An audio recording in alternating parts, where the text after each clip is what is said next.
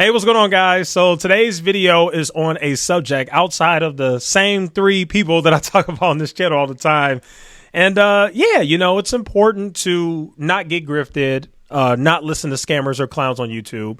But it's also important to take advantage of other aspects of personal finance. And one of the things that I'm going to start doing on this channel, because we've been going through a lot of dry spells and just finance drama and grifters lately. And so what I'm going to start incorporating is I'm going to start finding like some very interesting articles regarding like personal finance and just like money and just different things in the finance space. And I'm going to start talking about it.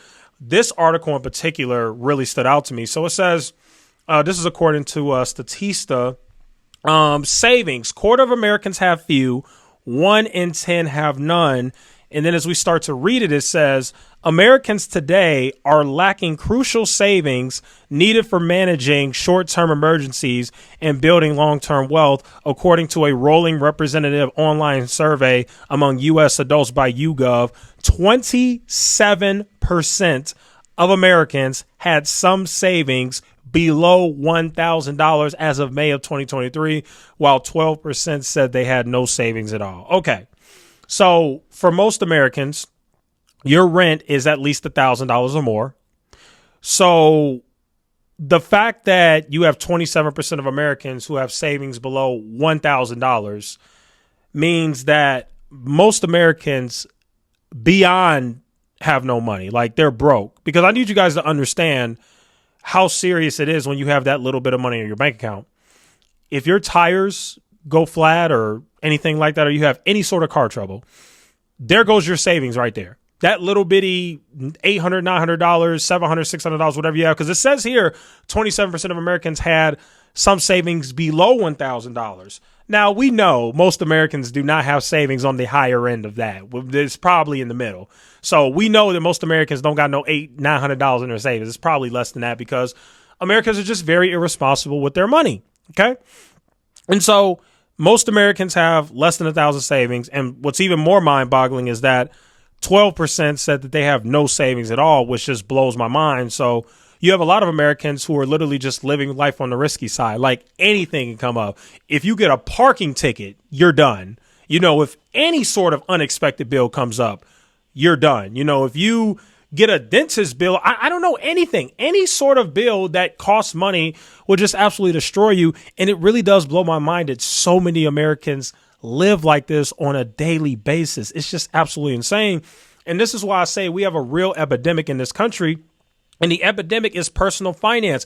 It goes so much deeper than just people falling for scams. But when you look at these sort of statistics, now you understand why so many people fall for scams. People are just so financially illiterate in this country. They know nothing about money, nothing about finance, nothing about a budget, nothing about saving. Folks just literally work, pay bills, and die. It's the honest truth. That is literally what people do. They work, they pay bills, they spend whatever little money they have on luxury items or vacations or fast food or whatever, and then that's it. They retire with no money, and they end up freaking, 80 years old working at Walmart or something. Like, it's very unfortunate, and I really wish that more Americans would learn financial literacy. Matter of fact, I think I saw a stat. What was it? I think it was 14 states. Only 14 states require financial literacy in high school. I believe it was something like that. Let me see. Yeah, it looks like it's 14 states, I think. 1, 2, 3, 4, 5, 6, 7. Oh no, it says coursework. I think it's over here. I don't remember, but there was an article I saw that said that. And basically, it was only like 14 states out of, 50, 51, however many they are. And I just feel like we need to start talking about this more on YouTube, because I know subjects like these are boring. They don't get a lot of views, whatever. But these types of videos are still important to make, because unfortunately we have a country of people who know nothing about finance. And this is where I side with the Republicans. I do agree with the Republicans. Like, I see both sides. I flip my opinions now. I originally felt that people did not deserve student loan forgiveness. But now, after doing a little bit more researching and listening to other people's stories and just really educating myself more on the subject, I think this is what I think. I think some people deserve student loan forgiveness, and I think that others don't. And I think, unfortunately, both sides, meaning Democrats and Republicans, are refusing to see the other side. Democrats are refusing to acknowledge the fact that a decent amount of student loan borrowers are just downright irresponsible and stupid. They're financially illiterate and they're lazy. It goes beyond just getting a degree that doesn't pay enough money. It goes beyond that because a lot of millennials and Gen Z, a lot of college educated people are taking like 4 to 5 trips a year. They're going to freaking Europe. They're going to freaking Dubai and all this stuff instead of being responsible and paying their bills. And that's the mistake that the Democrats make. They refuse to understand where the Republicans are coming from when they tell you that, hey, I know people who are literally not paying their loans and are literally going on all these trips while I'm busting my butt trying to make a living. And on the Republican side, they refuse to see the fact that there are some people who got college degrees who got screwed. Honestly, most people in the student loan education system got screwed. They really did.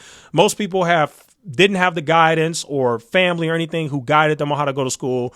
We all grew up in households where our parents said you have to go to college no matter what. They never gave us any guidance. They never gave us a plan. They never told us, you should probably major in this, and this. They just said you're going to college. They didn't care what we went to college to study. They just said you're going to college. And so, unfortunately, a lot of Republicans refuse to acknowledge that a lot of young kids were taken advantage of. And there are a decent amount of people right now who are absolutely struggling. You know what I mean? But anyway, the bottom line is most in terms of this article, it really makes me not feel as bad for a lot of the people with student loan debt. And same thing here when I see that 27% of Americans had savings below 1,000, because let me show you guys another article. It says right here, Gen Z is going into debt to jet set. And it's not just Gen Z, it's millennials too. Trust me, I know my generation.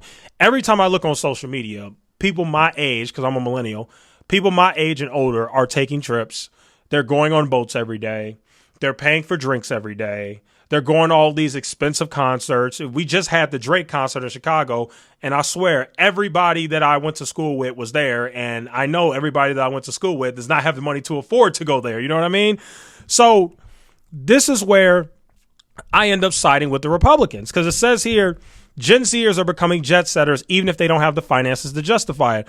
According to a new survey from Morning Consult, more than half of Gen Zers aged 18 to 26 are frequent leisure travelers, meaning that they take 3 or more trips for fun in a given year. Despite being relatively lower income and having accrued less savings, Zoomers' travel habits are neck and neck with their millennial counterparts. I told you guys, millennials are doing the same thing and outstrip Gen X and Boomers, of whom 14 and 35% are frequent travelers.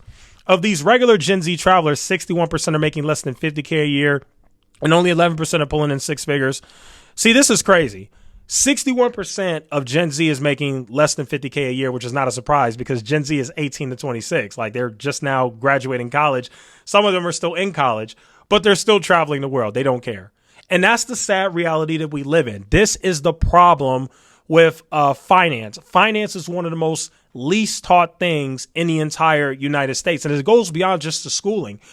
Parents and households don't know anything about finance, so they don't have anything to teach their kids. These folks' parents are making the same dumb decisions. They get checks, they spend their money, they're not doing anything intelligent with it, they're not saving money, they're not investing, they don't even care to invest to save their money. You know how many people I know personally that I try to teach about investing and saving and they just don't care? They're like Echoes, Jason, whatever you want to call me.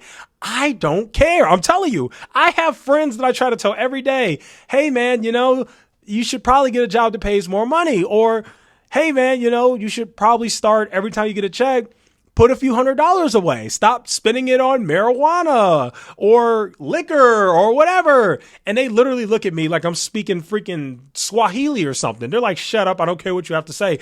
And this is how most Americans are. We live in a very crazy society. And every time I see articles like this, it makes me so mad. It really makes me start to side with Republicans. I'm like, I completely see where they're coming from. You guys don't want to pay your student loans. You guys are complaining that student loans are unfair and stuff. But then a bunch of you guys are taking 4 to 5 trips a year. You know how many trips? First of all, I make more than 50K. And you know how many trips I've taken this year? 1.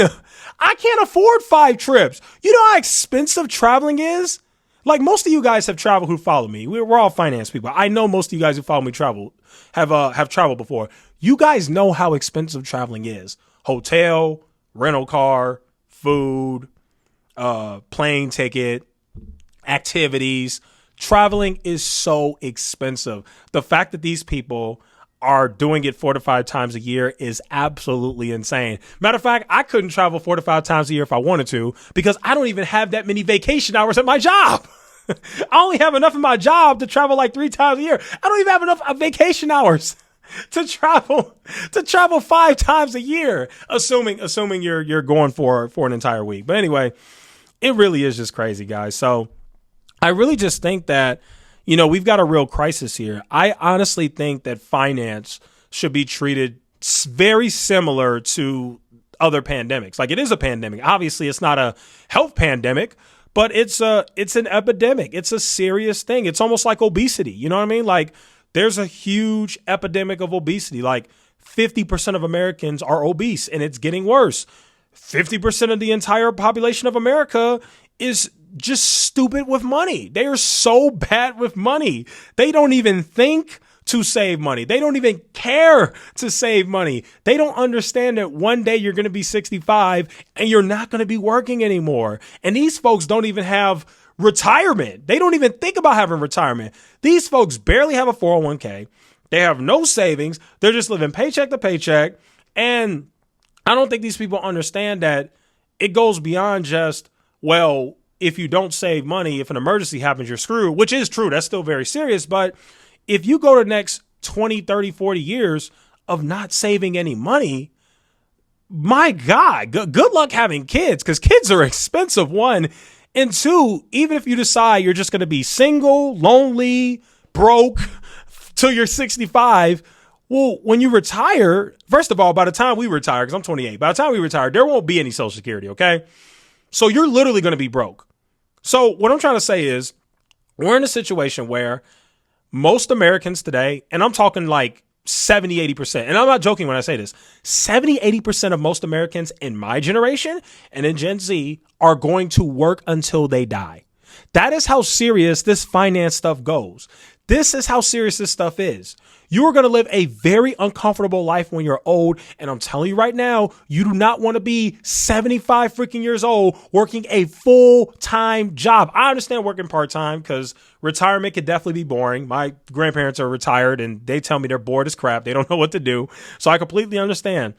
But it's a difference between choosing your work hours and choosing when to work because you have retirement saved up, as opposed to having to work and having to desperately find a job because you don't have any freaking money because you went 40 years of not saving money and making stupid decisions like taking 5 vacations. It's absolutely insane. So anyway, that's my rant for today. Man, we got to pray for this country. This is really sad. It really is. And the sad part is I know this is true because when I think about it, most of the people that I know in my life, and this includes family too, family, close friends, associates, people I went to school with, most people in my personal life that I know have nothing saved, nothing. And if they do have something saved, $400, literally nothing. They don't think about retirement. They don't think about any emergencies. They are just living life. They are just every single day, Snapchat, Instagram, party, concert, travel to Mexico, do this, do this. Everybody wants to look rich. That is the sad reality that we are in. Everybody wants to look rich. It is the scariest thing, even though you're broke. And it's crazy because when you look on social media, everybody looks rich. Everybody looks like they're living well. Everybody looks like they're a freaking celebrity and like they have millions of dollars because they're traveling and going to concerts and going to Summer Splash and doing this. But then the reality sets in. You see statistics like this. 27% of Americans had savings below $1,000. 12% have nothing saved. And it goes even beyond that because where's the other stat? I think it's something like, I think there's a chart. Yeah, here's the chart. So 27% less than 1,000, 18% between 1,000 and 9,000, which I'm sure they're on the lower end of that. So if you add all that together, that's like 50% of the country that barely has $2,000 in their bank account. It's just crazy, you know? So anyway, I think I've talked long enough. That's my rant for today. Thank you guys so much for watching. I'll see you guys in the next one.